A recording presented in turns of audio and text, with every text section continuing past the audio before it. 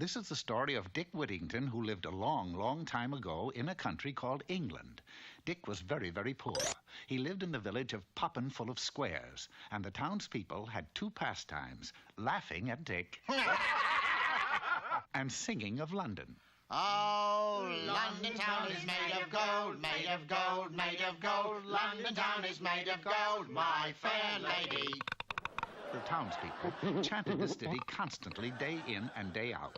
Taking everything into consideration, they were quite foolish people. So one day, Dick, feeling quite cheeky, said, "You are quite foolish people," and left for London town to chip loose a few cobblestones of gold so that he might have the last laugh on the people of Poppin full of Squares. What are you doing? I am loosening a cobblestone of gold. Cobblestones of gold? This is London, isn't it? Yeah. Then this is a cobblestone of gold. Well, if this is London town, as you say, then most certainly that is a cobblestone of gold. However, if it does happen to be an ordinary cobblestone, here is my card. Dick rushed off with the cobblestones he had pried loose, but found that he could purchase neither food nor drink with them. Perhaps now I can be of assistance. My card. When I start taking advice from a cat, I knew they were rocks anyway. Here now! Vandals, robbers! Thank you, young man. It's getting so you can't walk down the street at night anymore. But come along. You must have dinner with me. In the course of the evening, Dick was offered a job in Mr. Fitzwarren's household. It didn't pay much, but it was better than shipping up rocks. So Dick took the job of errand boy. Hello, my name is Miss Alice. Oh, Dick decided that he'd be very happy in Mr. Fitzwarren's household, and he would too, except for one thing. Mr. Fitzwarren was sailing for another kingdom on an extremely important mission. Everyone in the household was giving Mr. Fitzwarren a going-away gift. Alas, poor Dick, he had nothing to give him, and he wanted to make a good impression on Miss Alice.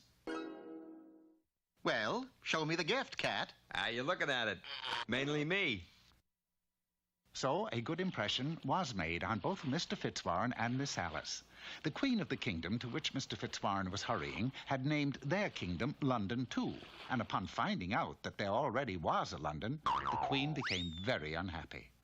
Upon seeing the Queen unhappy, the Prime Minister became unhappy, and then the Parliament. And when the Parliament becomes very unhappy, everybody becomes very unhappy, and eventually everybody looked like the unhappy Queen, even the King. To solve this crisis was Mr. Fitzwarren's mission, which became even more of a crisis when he found his face changing too. The Queen was fit to be tied. It's all your fault. If you hadn't named that city of yours London, this never would have happened. Now we can't call our kingdom our own or our faces. Not so fast. All is not lost. My card.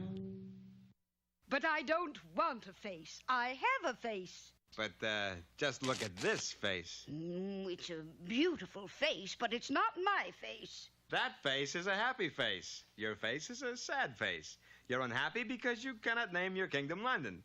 When you are happy, the happy face will be yours. But what can I do? I so love the name London. And you shall have the name Nodnole, which is London spelt backwards. And so the name was changed to Nodnole, and the Nodnolians regained their happy faces, and the Queen became the most beautiful woman in the kingdom. We are indebted to you and your cat. 4 ships filled with gold are yours for helping us. So Mr. Fitzwarren and the cat said goodbye to the Nodnolians and returned to London town and gave Dick the money. Right on my foot! For Mr. Fitzwarren knew that the money would be in the family anyway, for the next day Dick married Miss Alice and called her Miss Alice from that day forward, and she called him Mr. Whittington, which all their friends found a little stuffy, but with all that money, who cared? The following spring, Dick became Lord Mayor of London, and so had the last laugh on the village of Poppin full of Squares. In the village of Poppin full of Squares, the people never sang their song of London town. Well, Governor, you'd hardly expect us to sing London town is full of rocks.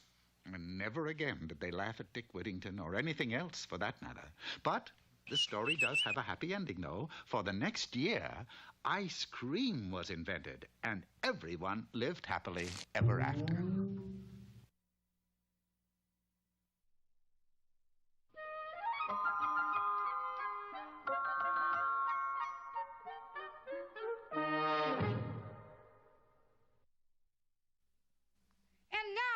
again to give you an insight on his outlook, Mr. Know-It-All.